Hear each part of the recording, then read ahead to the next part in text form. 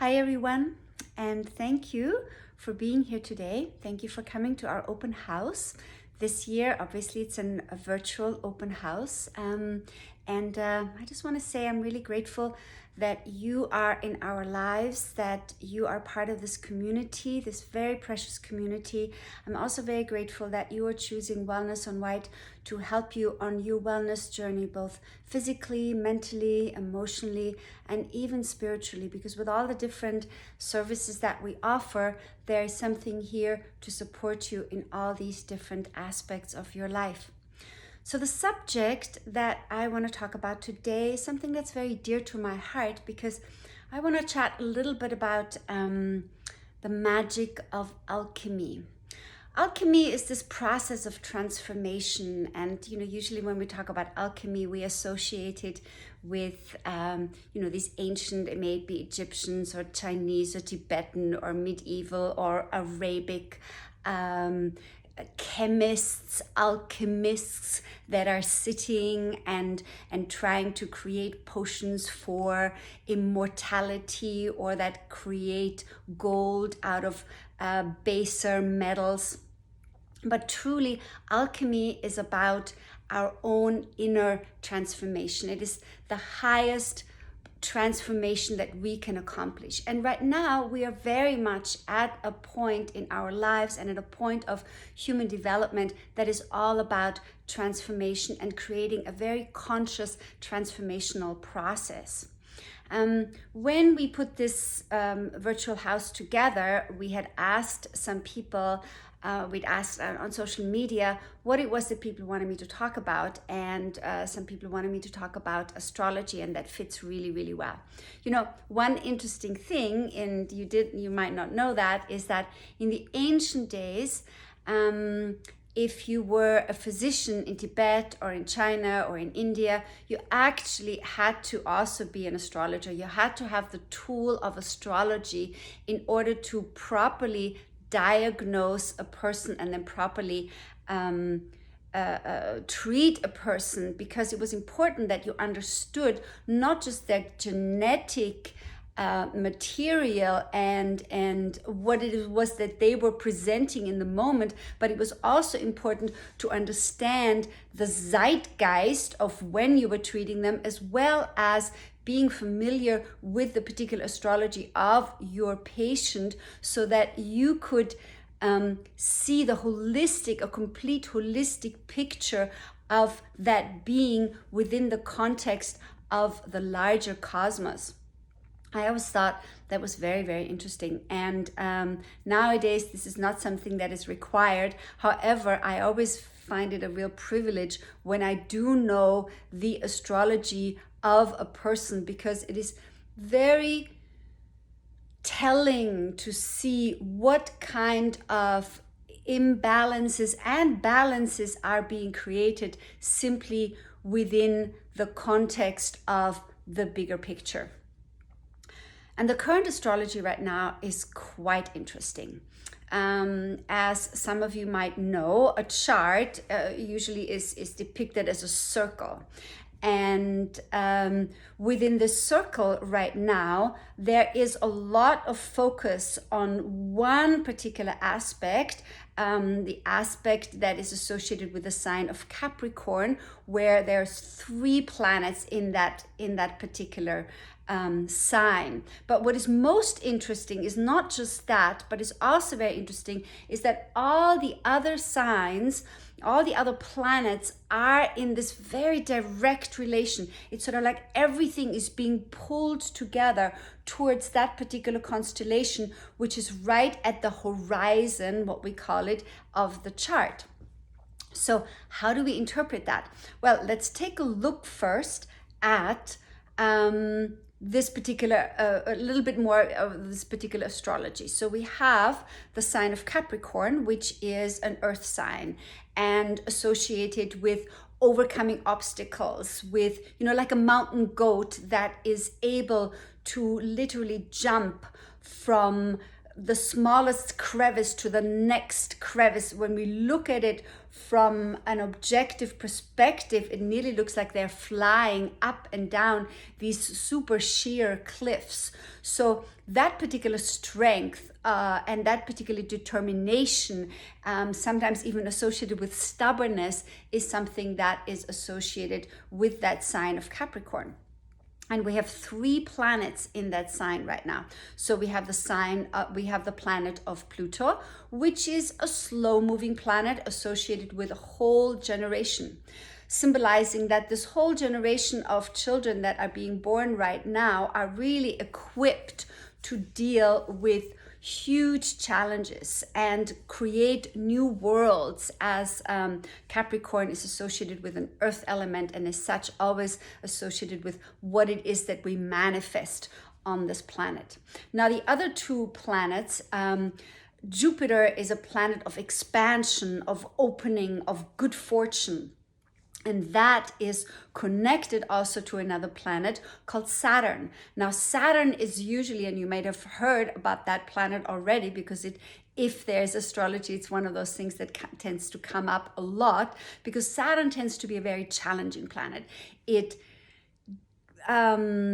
is sort of our inner teacher. It is the one that tells us and it reminds us that we have to take things step by step, that we cannot jump over obstacles, but that we have to really learn our lesson. And a lot of the times that's much slower than we like it to be. So for all these 3 planets to come together, the way this is being really interpreted for most people is that there is an opening, Jupiter, a new opening, a new fortune coming up, being born, being manifested on the earth through the challenges of Saturn, meaning the teacher, the restrictions, that incredible discipline. So we're at a point where a lot of discipline is required for us to really make the next step of evolution.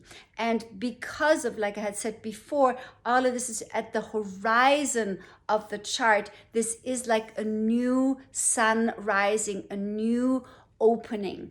And regardless of where your individual chart fits in, this is kind of the zeitgeist of the moment. This is what we're all experiencing right now.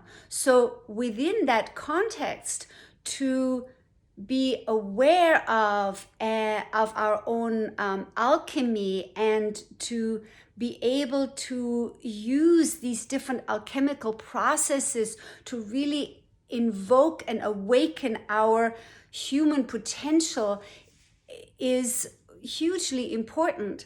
And there are many different ways in which we can awaken this potential. And it's so interesting because all of these different systems and all of these different techniques are so available right now. We have from yoga to qigong to different breathing techniques and pranayama and bodywork techniques and energy systems and all these different herbal medicine, all these different techniques are available and quite common right now. So these are wonderful tools for us to really help us. One of the main things that I think is a lot of the times not really considered enough, but really, really important, is something very simple, and that is simply our nutrition. Because as I had said before, and that's the first space of alchemy, really, because if you eat a banana, by the time it gets to your stomach, it isn't really a banana anymore, and within a few hours it has become part of your body, part of your system, that then either gives you energy or not. And that goes for everything that we put into our mouth. So what it is that we nourish ourselves with, in as far as our physical nourishment is concerned, has a huge effect then on our interpretive center, on our brain, because our brain will interpret our life experiences in accordance with the kind of information that it gets and with the kind of information that it has. So learning about our own nutrition, making sure that this nutrition is optimal, is something very, very important. So learning about your own inner alchemy and what it is that you can do in order to maximize and optimize your human potential is hugely important. And even if it's just every day taking a few moments to reflect on your life and who you are and how you want to show up, and the importance that your role brings to the whole collective. A lot of the times we underestimate ourselves, and I think it's really important that we find the opportunity and that we take the responsibility of showing up individually as best as we can in order to influence that huge matrix that is all around us. And we do influence that matrix that is all around us. One of the substances that shares this planet with us actually shows us an amazing system of communication that, if we were to study that even more and adopt some of its wisdom, would be very beneficial for us. And that is the wide web of fungi and mushrooms. Now, obviously, I cannot go deep into this right now. So if you want to know more about it, I suggest the work of Merlin Sheldrake or of Paul Stamets. But medicinal mushrooms, or any kind of mushrooms really, but mushrooms and fungi have this incredible web underground that both eliminates toxins, creates communication systems that are incredibly sophisticated. And what is most important about that is they work on an everyone wins kind of a concept. And I think that's something that we as human beings really want to adapt, because we need to understand, and we need to understand that more again, that we are all connected. And the more we dive deep into that connection, the more beneficial it is for all of us. So it is less this idea of us and them, but it is, what are we as a collective creating? That becomes then also our alchemy. Now, there was another question that came up that was asked on social media that I want to briefly address, and that is a question around hormones. Somebody asked, what is the ideal diet to balance hormones? Now, of course, again, that's a huge question. And there's three things that really I want to say about that. Number one, the first thing that I want to say, hormones are messengers. So when hormones are imbalanced, they are trying to tell us something. It's nothing that there's something wrong with them. They are giving us feedback of what's happening inside of the body. So it is up to us to listen to that message and figure out, how can we adjust our lifestyle, our thinking, our nutrition in order to balance that. Now, there is not a cookie cutter approach to all of this, because depending if the imbalance is more with testosterone or progesterone or estrogen, it is important that we find nutrients that support that particular hormone, right? So this is something that you might want to work with a professional with.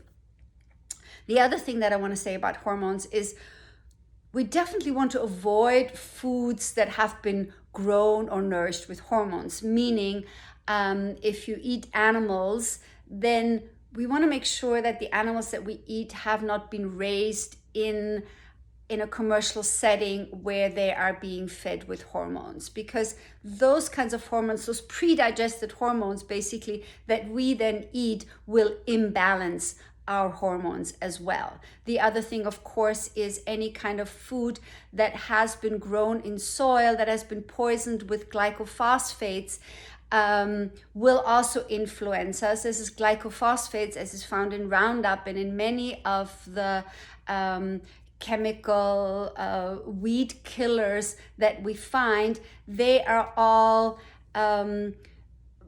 endocrine inhibitors. In other words, they create imbalance in our hormonal system. So we definitely don't want to use those either.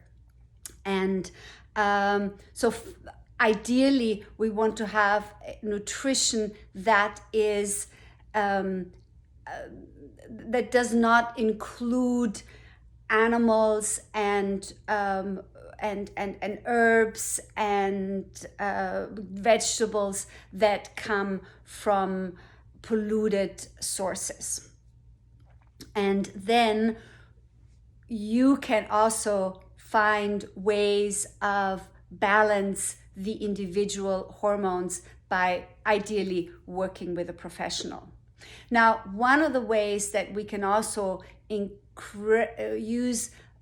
of the ways that we can create an environment of this kind of communication is something that I already mentioned a little bit before, and that is using medicinal mushrooms in order to support our inner communication. You know, disease has a lot to do with the fact that the different cells in the body, the different organ systems in the body are not communicating correctly with one another. And I have found that medicinal mushrooms are one of those substances that have a very powerful effect in, just like they do in nature, in creating that kind of connectivity within the body.